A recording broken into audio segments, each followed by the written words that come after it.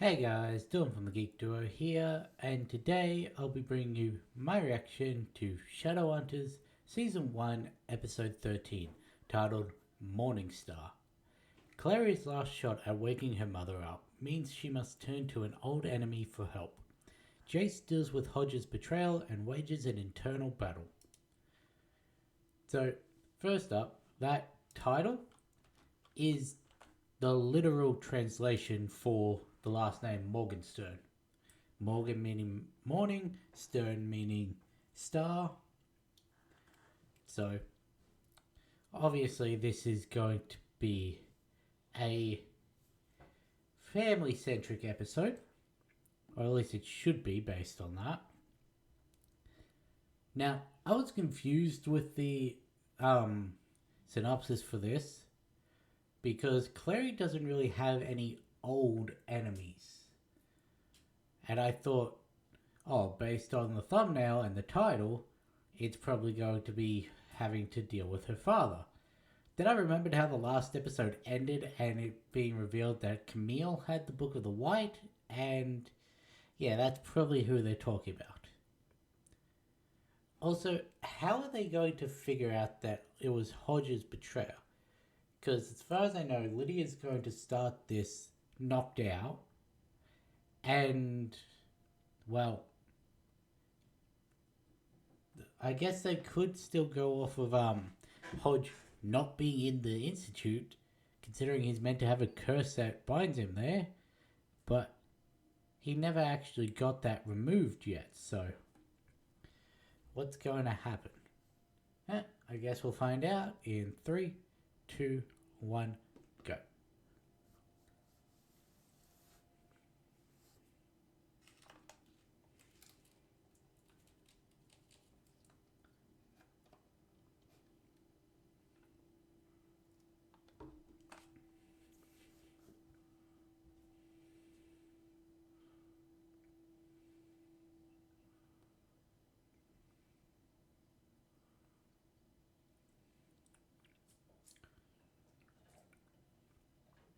So here's the thing with the whole alternate dimension thing. You'd think that they'd still have the same families, and yet Jace was very much not her brother in that world. In fact, Clary didn't have a brother in that world, as far as we know. And if it's not Jace, then probably not. So, it's weird. Probably something they didn't think about.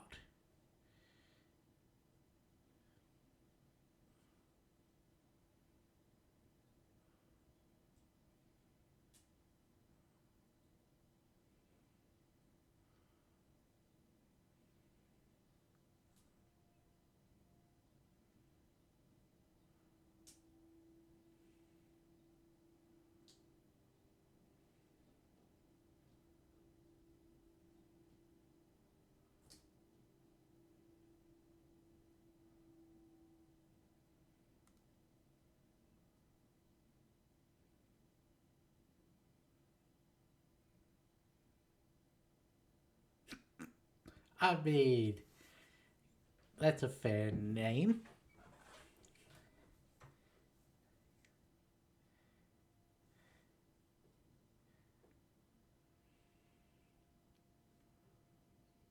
Yeah, I don't think that's going to go down well, considering he already tires of the Shadowhunters and everything.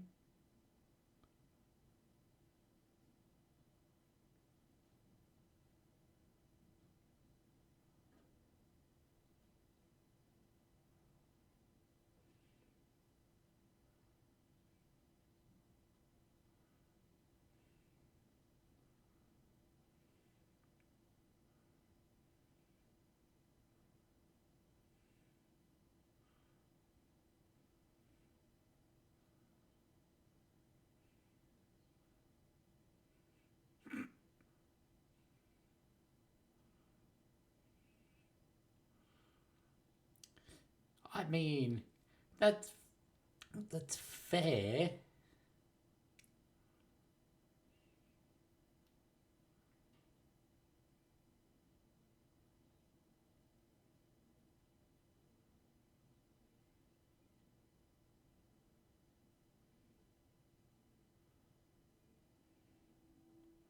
I thought it was going to be the fact that he's a downworlder full stop, because they had issues with that with Isabel. Because remember, there is a reason they were seduced by the circle.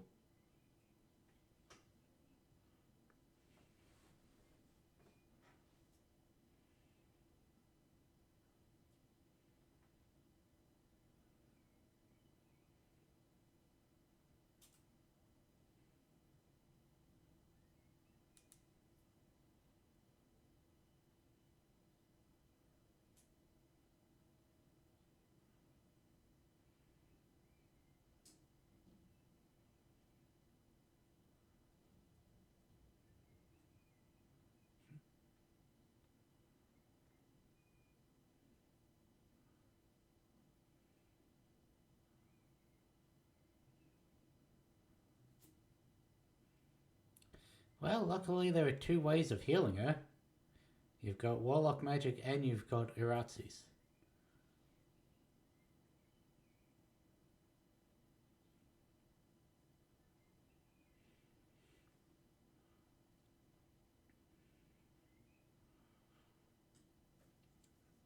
So that really solves that issue then.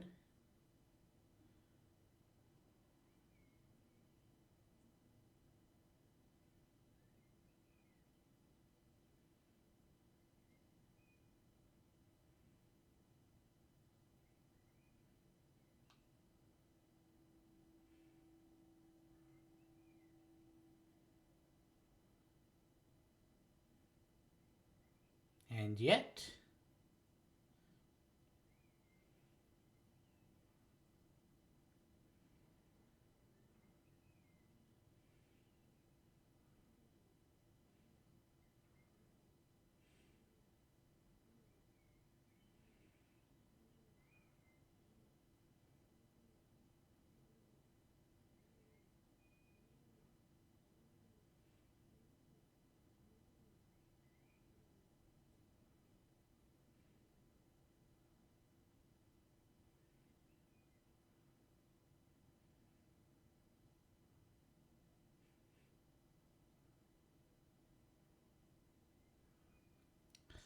I mean, there is a simpler explanation, considering he was attacked by something that was sent directly from Valentine. Ah,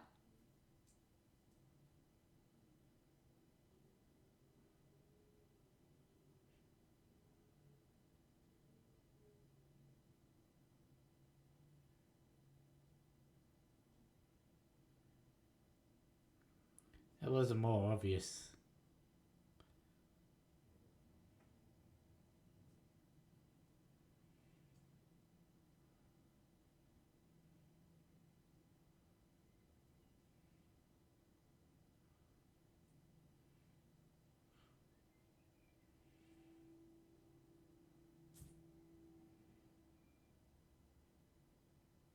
Hmm,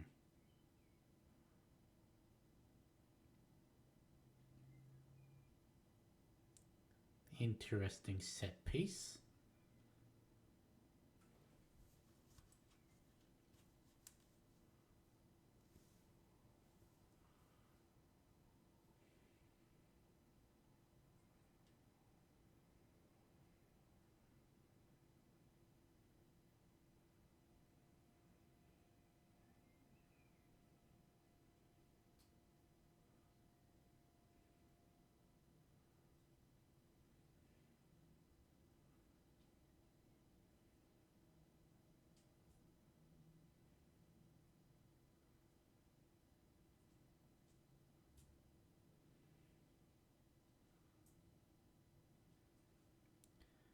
So is he joining back up in the fight, or...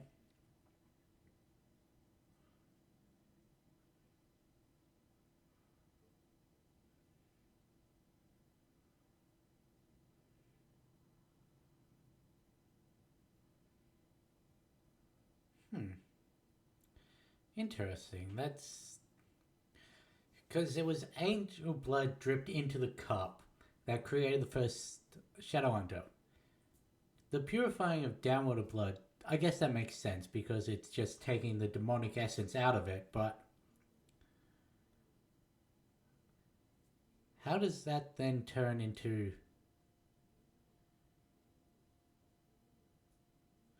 um, the same as the angel blood? Yeah, I know the cup actually has the transformative properties from the blood, but why downwater blood? You'd think he'd want to stay away from that. But then again, he also did the um, experiments with downwater blood, so.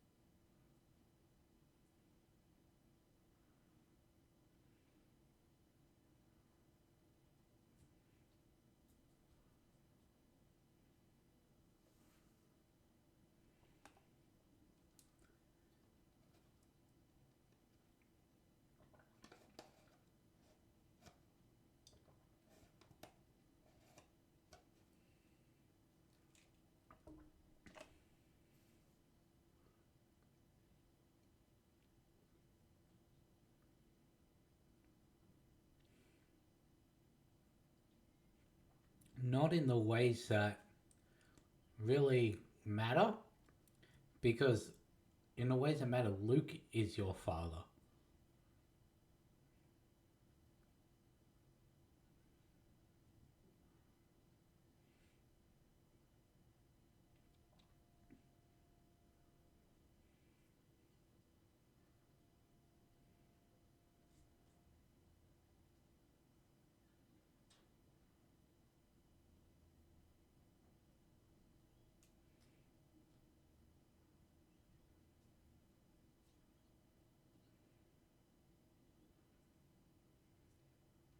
It's been a while since they've had permission to hunt a Shadowhunter.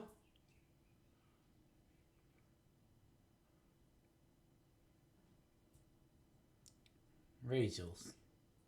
I always said Raziel.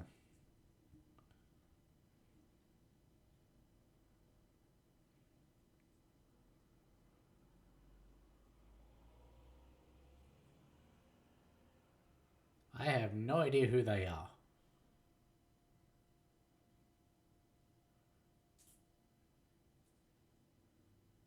I want my family together.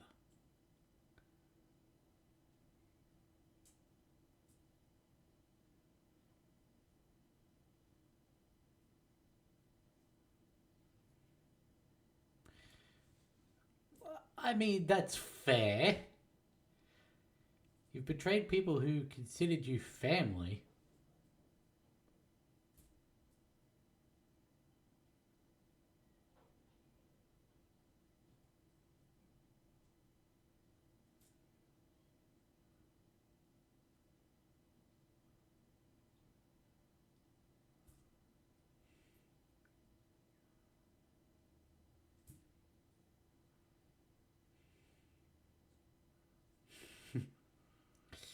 How did you think that was going to go?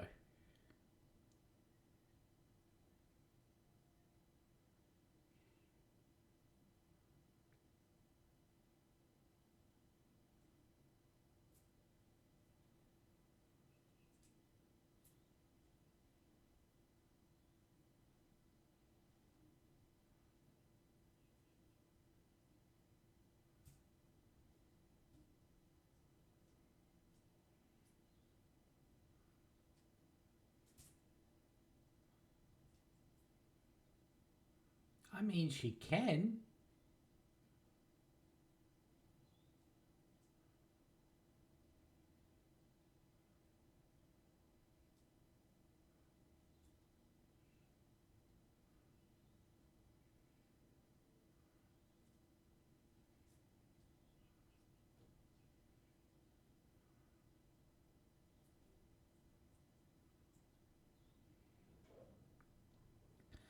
I mean, I can see where he's coming from. Hmm.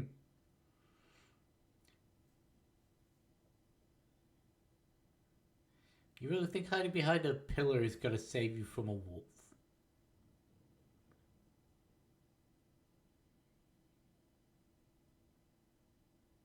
And behind you is... I don't know. I was expecting Luke.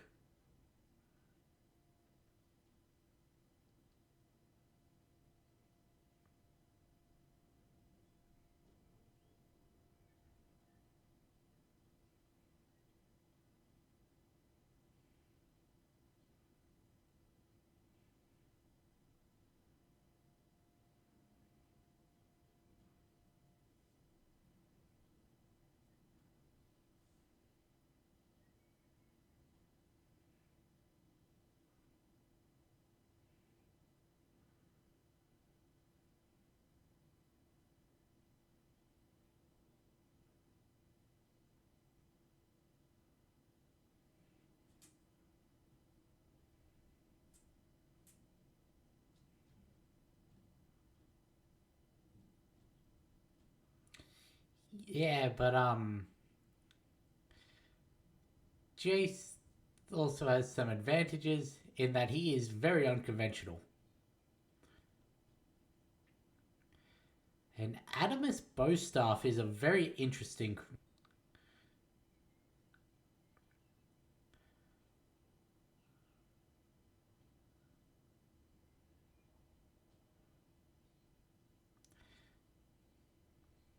Are those meant to be his chakrams? Because I've always seen them as full discs.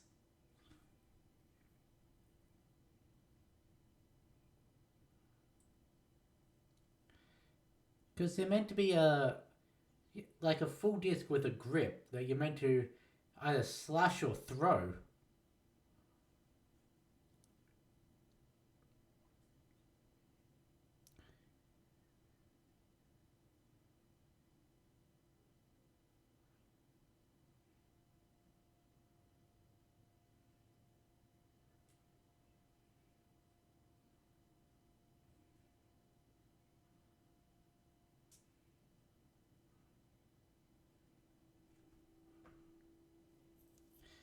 I mean, you're not wrong,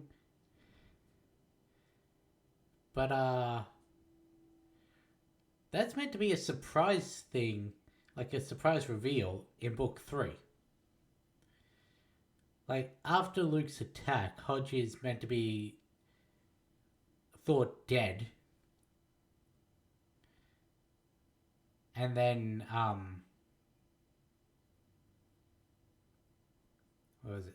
Yeah, thought dead, but they never found his body. And then in book 3, it's revealed, oh yeah, he's actually locked up in Idris.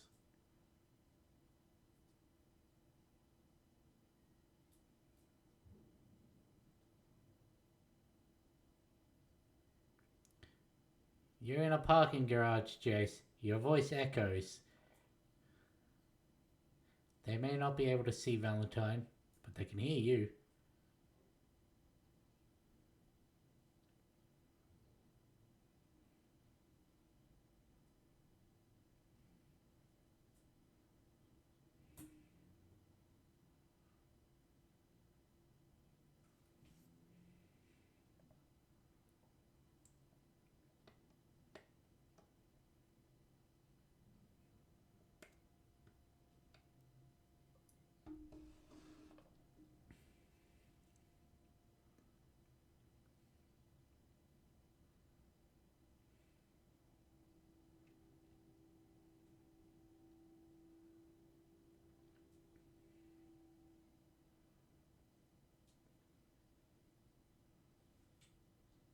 I am, but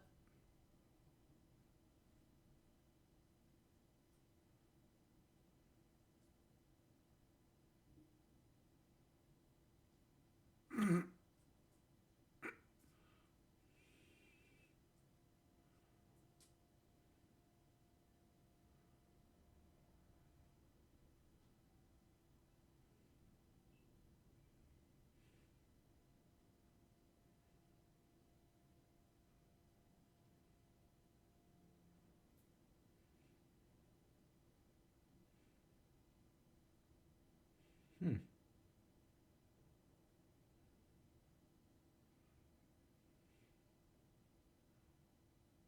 I mean, it's worked so far.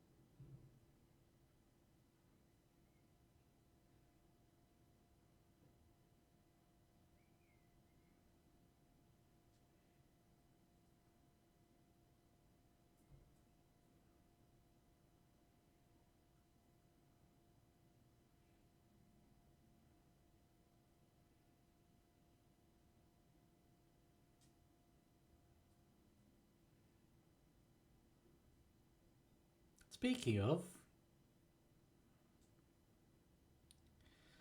when a character walks towards camera and completely blocks out the source of their worry, yeah, you know that's going to be gone by the time it cuts back.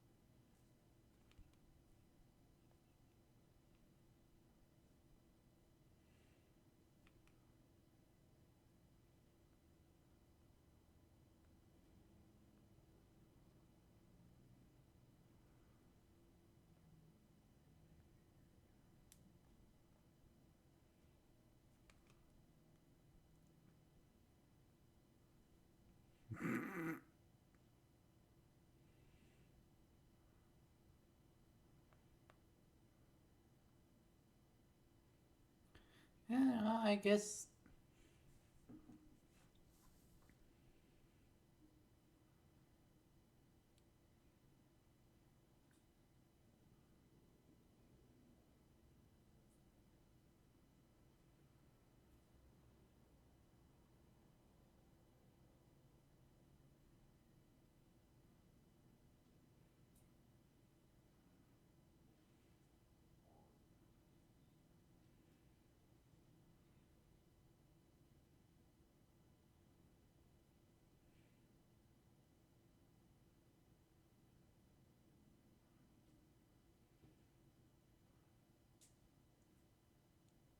So I just what I was looking up is chakrams. They're not always fully connected. Sometimes they are separate blades connected by a bar.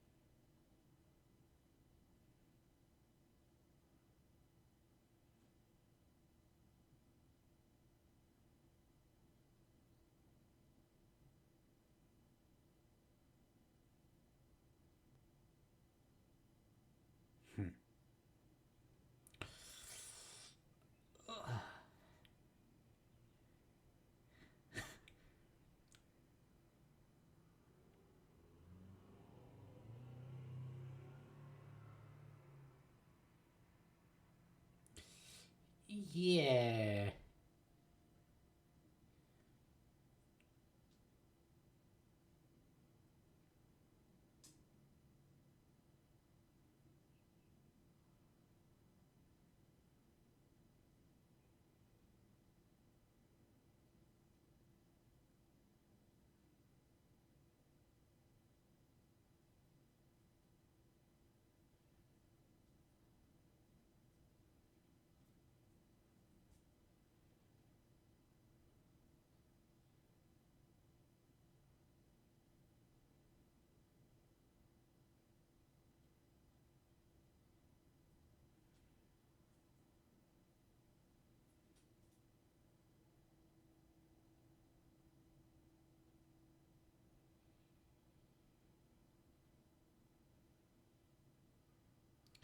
That was a very well placed strike, Izzy.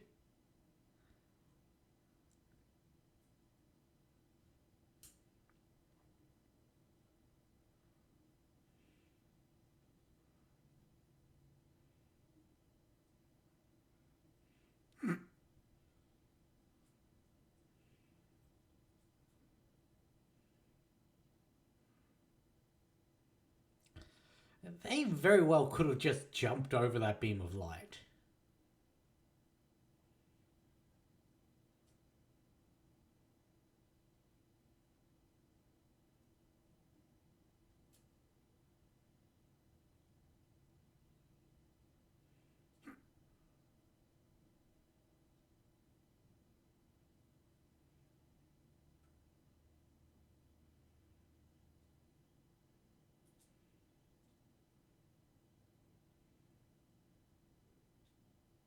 It's not falsely, though.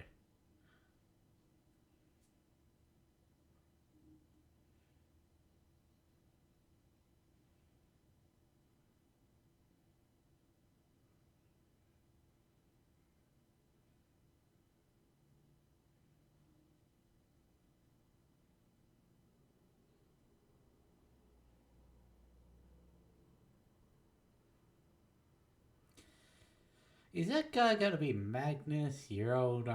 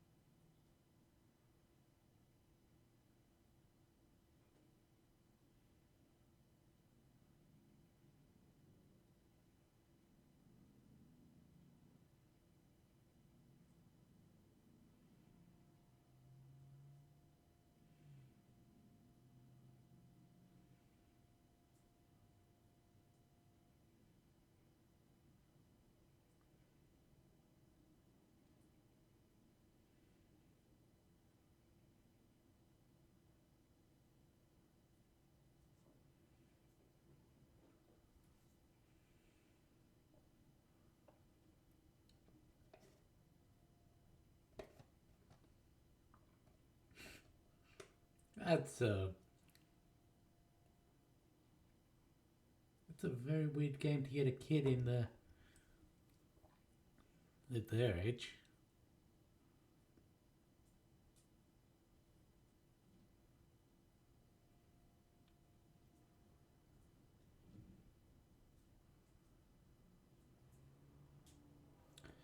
So they're 18, and this was what when they it was meant to be modern when it came out. So that should be what early noughties when they were interesting. The Russian was actually what um broke them up in the prequel series.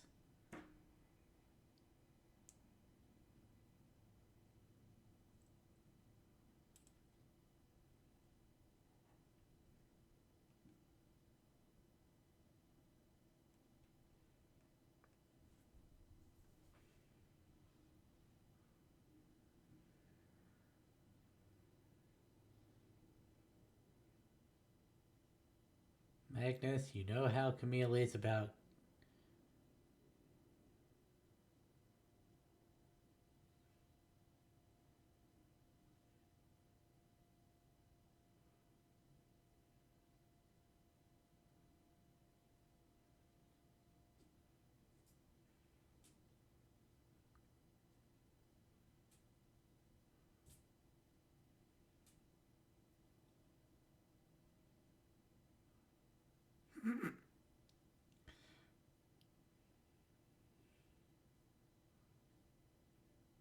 Just like Will.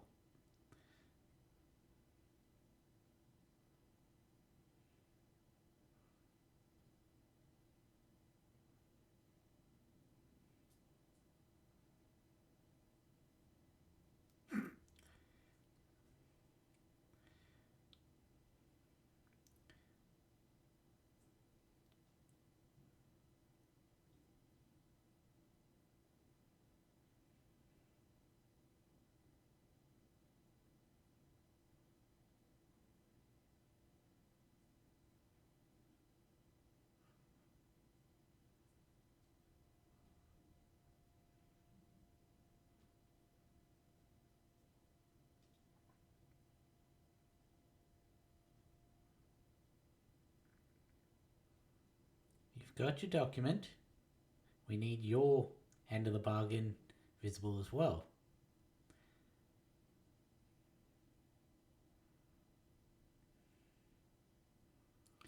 You were full-plated on making an escape there.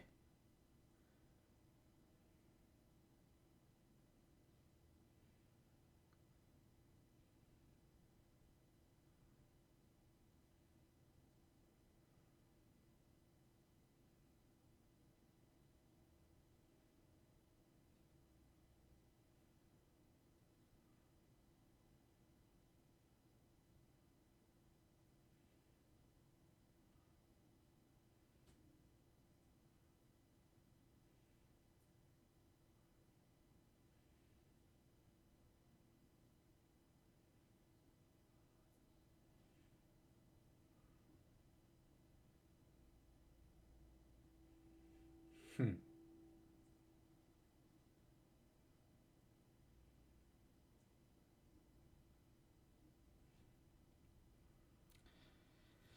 Well, that...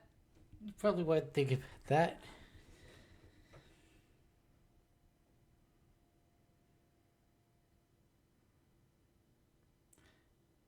How's this gonna go, though? Because he shouldn't have anything of theirs that he can track. Except, of course, he's probably got people all throughout the city.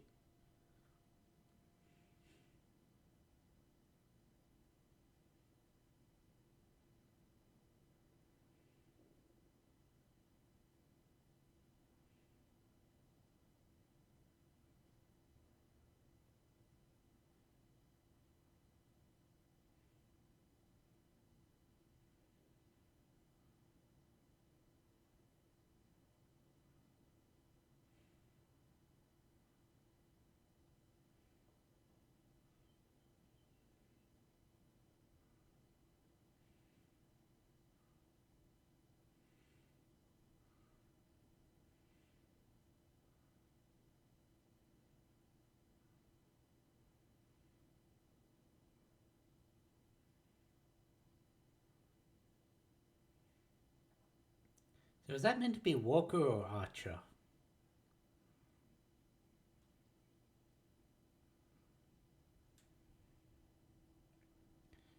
So on that bookshelf, there is a glaringly white book that stands out amongst all of the others.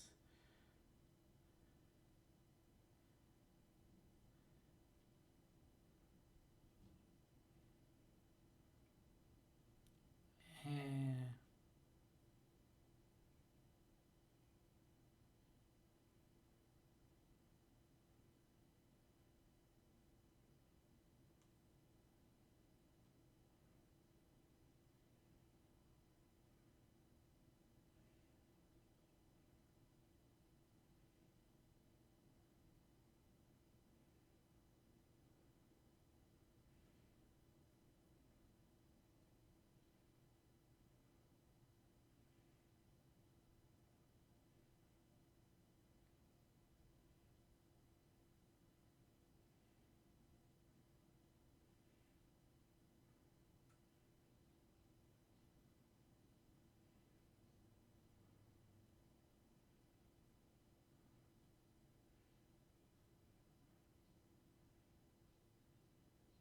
hmm. What did you do with Hodge?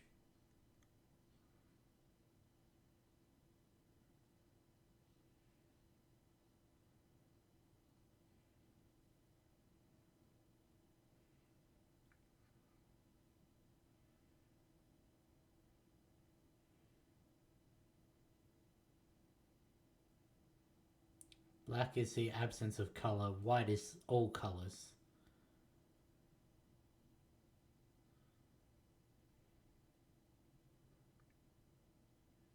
Hmm.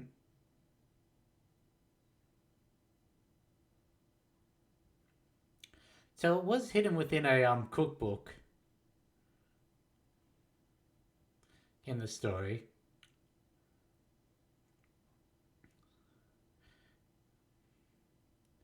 That was actually in Idris.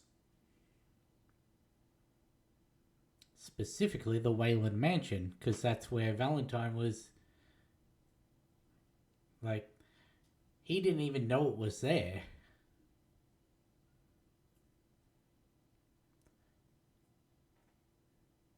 So Jocelyn went to Michael's place. I think it was for a Clave meeting. Hid the book in a cookbook because he knew neither of them would actually like Wayland and his wife wouldn't use it. And then Valentine took over the place to raise Jace, but he had no idea that the Book of White was right there.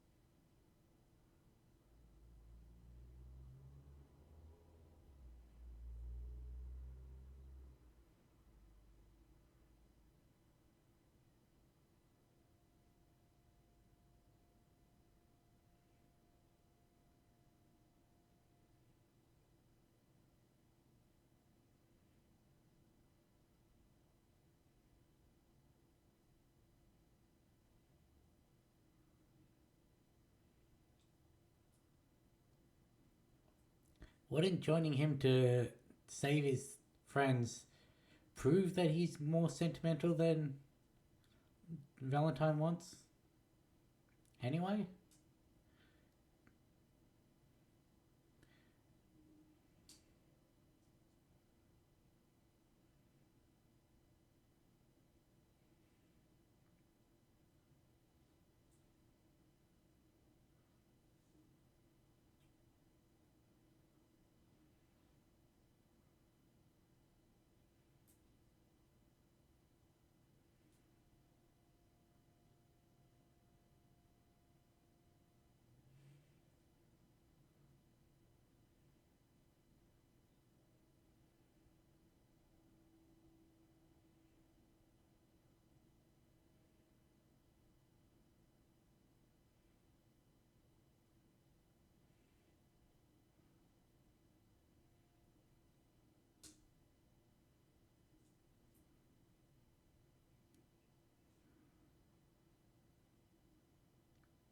Yeah. I mean, there is the possibility that you'll just end up at the last place that was used for, because that was a thing in the first book. Actually, how Clary got to, well, Clary and Jace got to Luke's place, where she found out about him being an ex-Circle member. Because it wasn't the police station where that happened, it was Luke's bookshop. Because they travelled from Madame Dorothea's place through a portal to Luke's place. But there was also the threat of, do that again, you may well end up in the ether.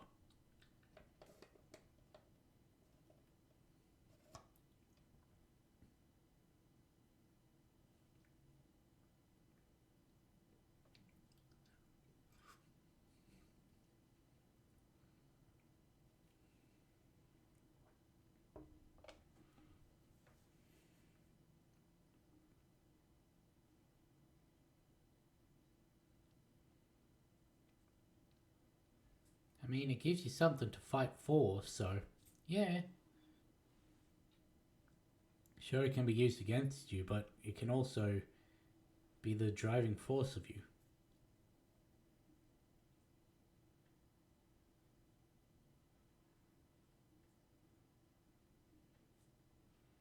And the problem is, you both met that with different intentions.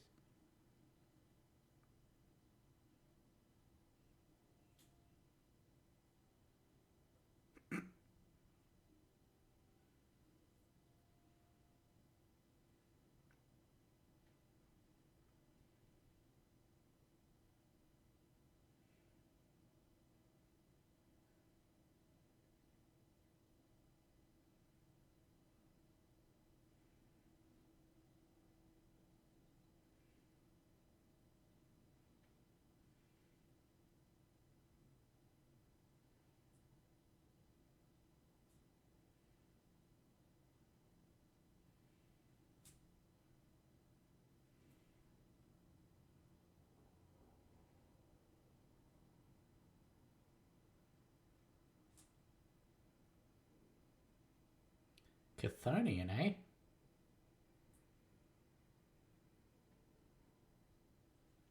I would have. I guess that is one of the more common ones associated with warlocks.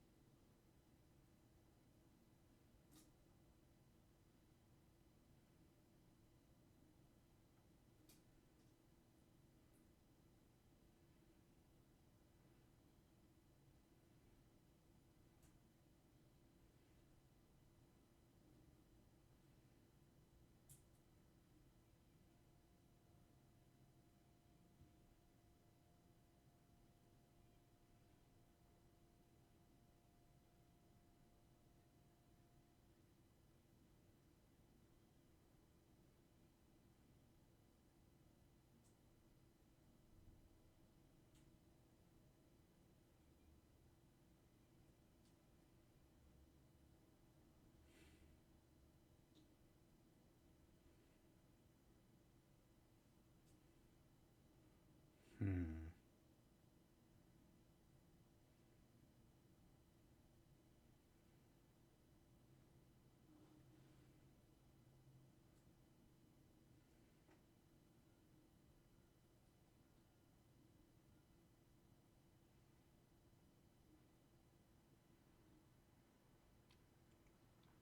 Interesting place to end it, because that didn't happen. Well, for one, the boat wasn't a set piece until the final part of season. Well, book two, I guess.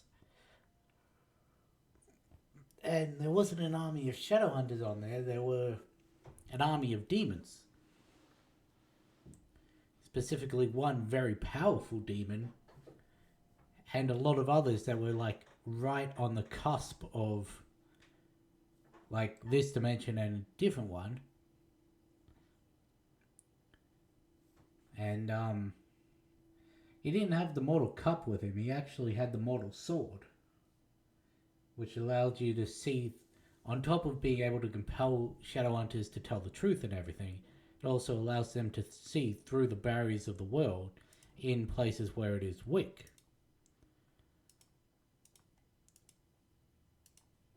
But the whole taking Jace after getting the Book of White from Camille and everything didn't happen.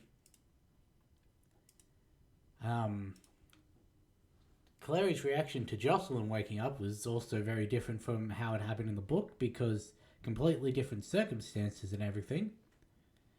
After getting the book from the Wayland Mansion with Jace and everything that was surrounding that event, I'm trying to be as vague as possible because that is a very big plot heavy area of the story.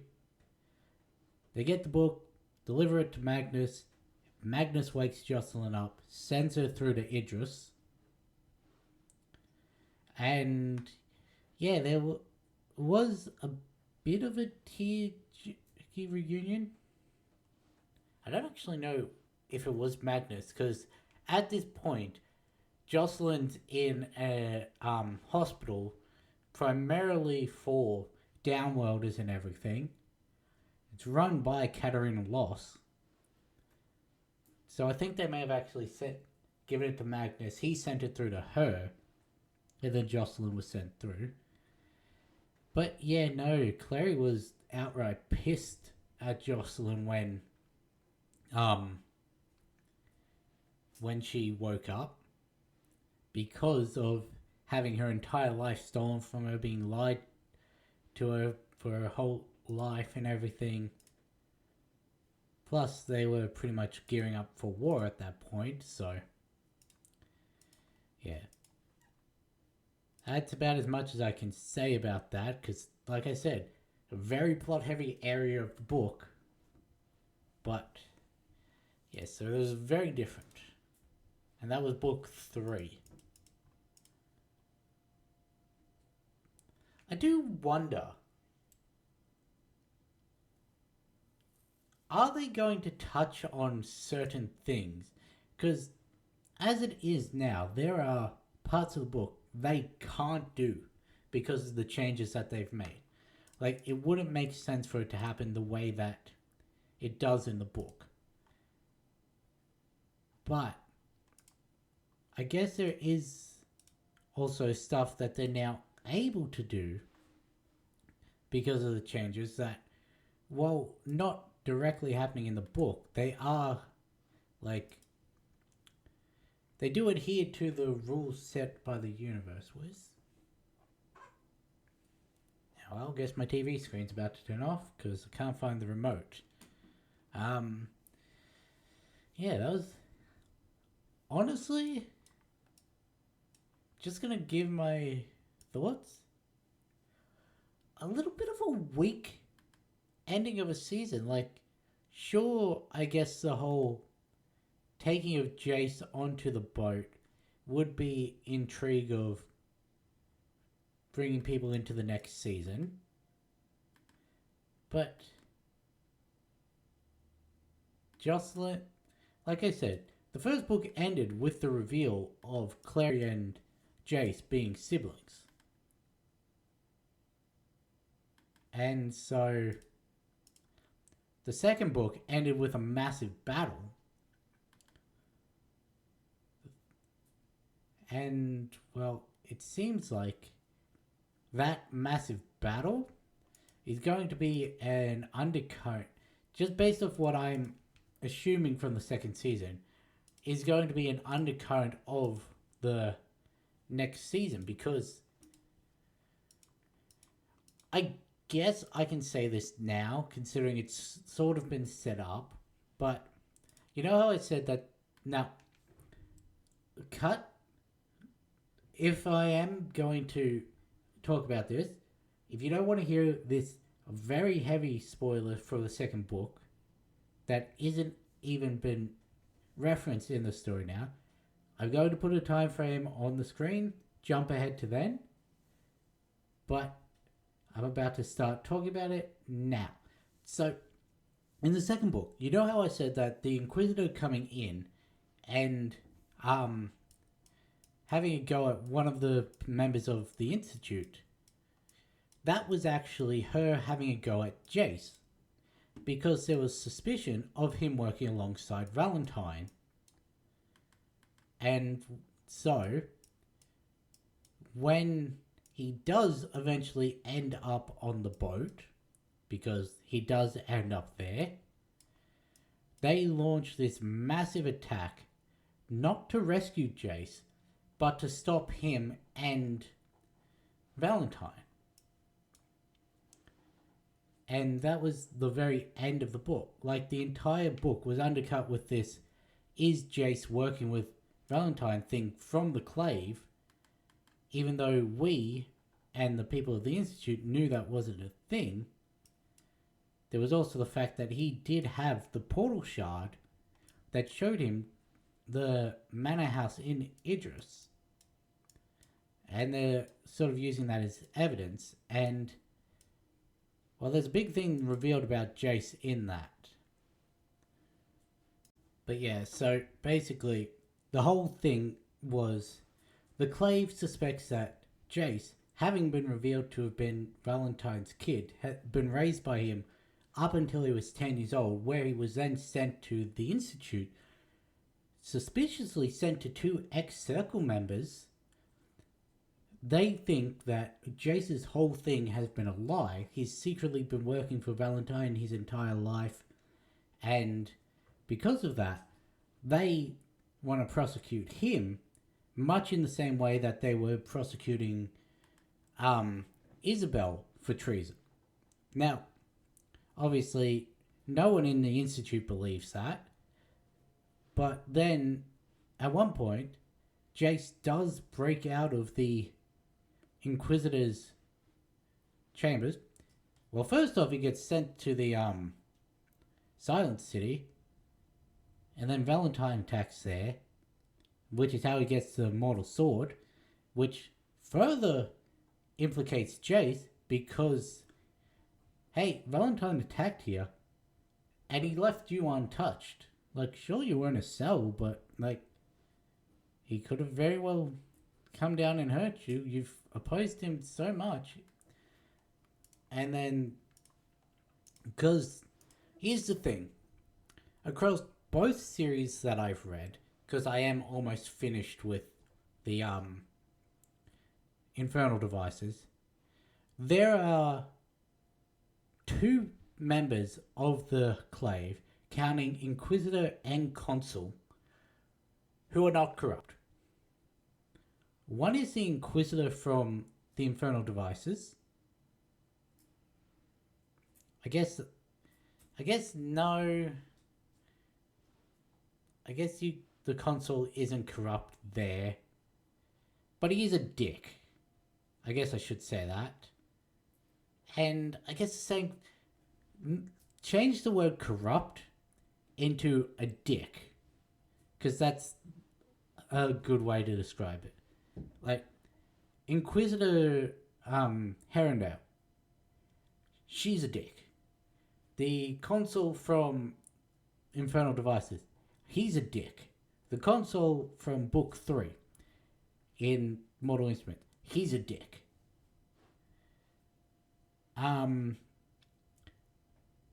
What happens after that? Because eventually there is a new Consul and Inquisitor elected.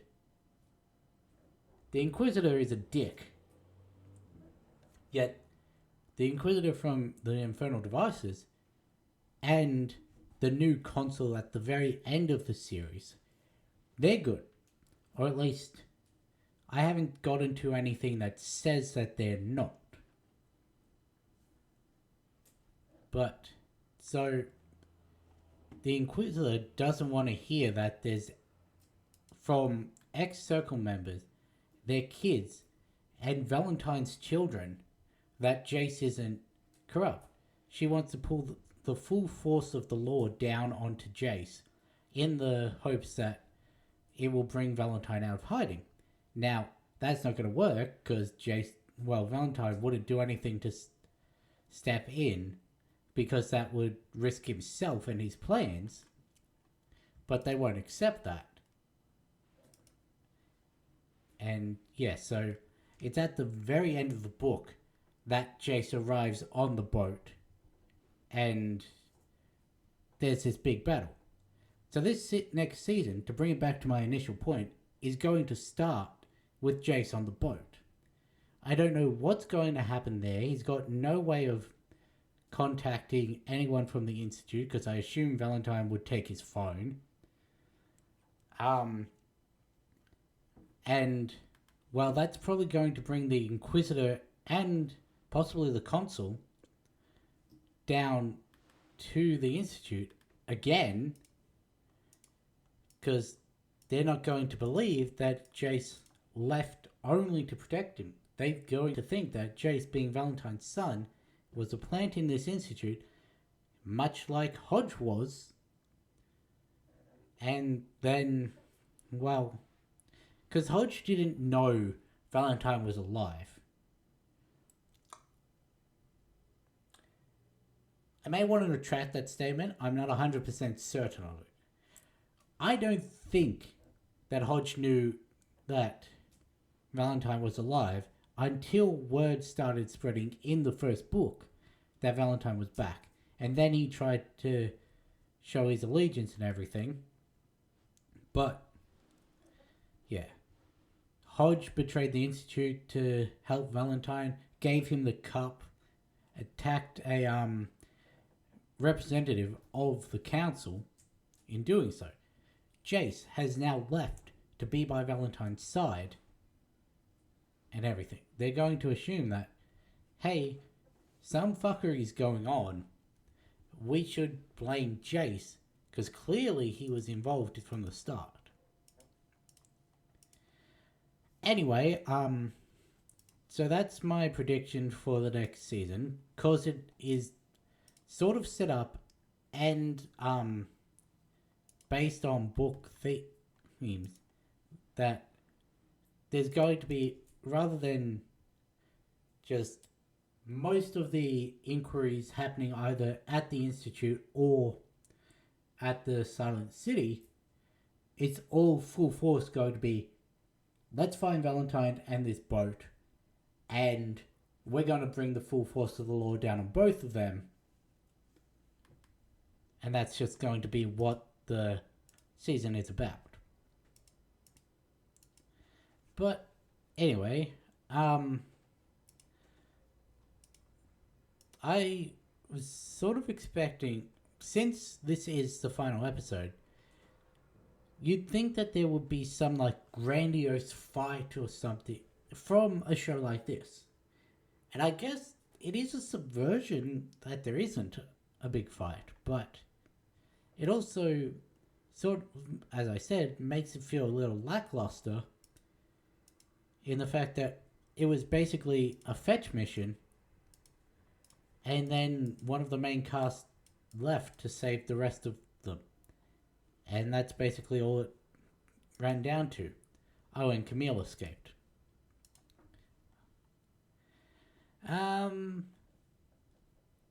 But I guess I'll be back next week with the first episode of season 2. So we'll see. Because apparently, and this is coming from my dad, that is where it lost him. Like, he still watched the entirety of the show, annoyingly on my account, so each time I load up the show, it keeps trying to show me stuff from season 4, but yeah, apparently he watched the entire show. But season 2 is where it went off the rails in terms of the book stuff. So I may be going into blind. But anyway, I guess I'll just have to find out. I'll catch the next one.